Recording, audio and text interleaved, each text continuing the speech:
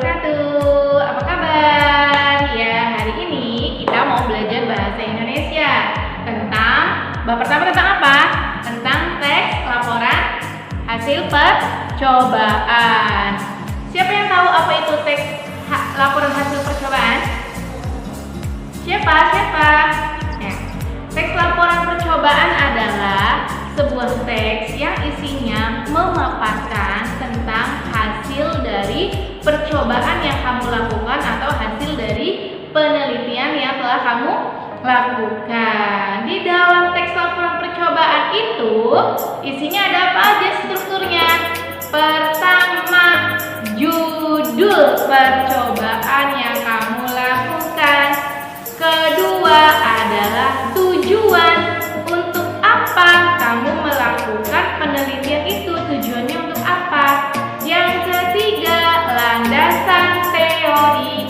Landasan teori ini berisi materi pendukung dari percobaan yang kamu lakukan. Misalnya kamu melakukan percobaan tentang uji tes kadar karbohidrat yang terdapat pada nasi.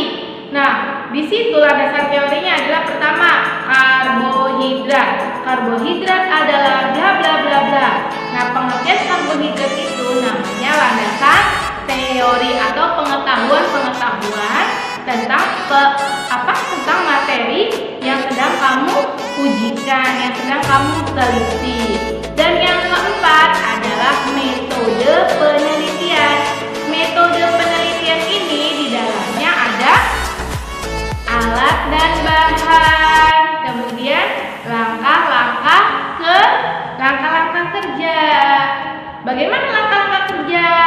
Langkah-langkah kerja yang kamu lakukan dalam penelitian itu, pertama urutannya apa sampai dengan terakhir. Yang kelima adalah hasil apa? Hasil dari percobaan atau penelitian.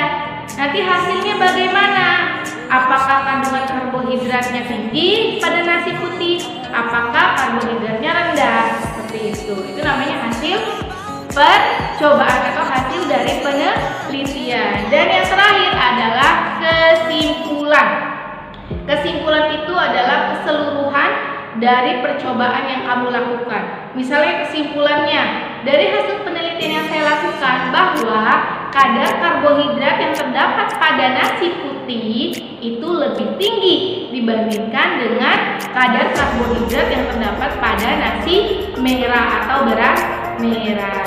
Itu contoh dari hasil teks laporan percobaan. Ya, setelah ini biar kamu lebih ngerti, lebih jelas, kamu coba lihat di buku kamu mulai dari halaman 16, mulai dari halaman 12 sampai dengan ke halaman 18. Itu sudah ada contoh dari teks hasil percobaan.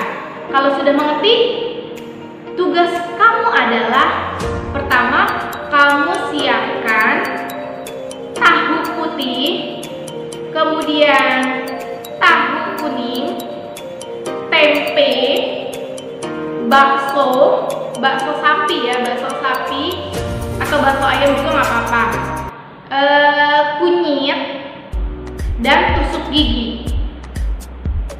Kita akan mencari kandungan yang terdapat pada tahu, tempe, dan bakso. Apakah tahu, tempe, dan bakso itu mengandung boraks atau tidak? Kita akan teliti di sini.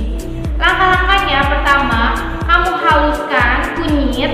Kunyit itu kamu haluskan. Setelah kamu haluskan, kamu rendam tusuk gigi, ujungnya saja, selama 30 menit. Kamu rendam tusuk gigi itu selama 30 menit di dalam kunyit yang sudah kamu haluskan itu.